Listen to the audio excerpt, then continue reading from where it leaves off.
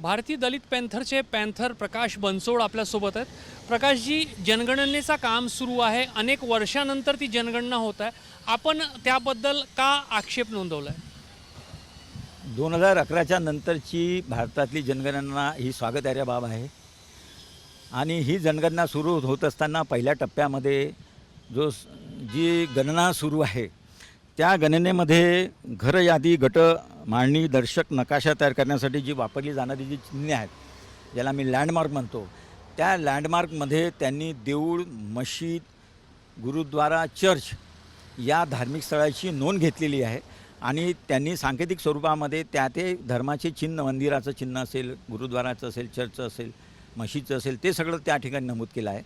परंतु या ठिकाणी मात्र बौद्ध विहाराचा उल्लेख नाही आहे।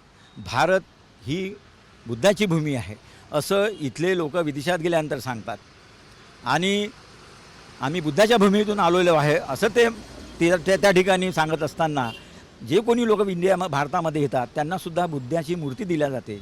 मोठमोठ्या लोकांकडे तुम्हाला दिवाणखान्यामध्ये बुद्धाची मूर्ती दिसते।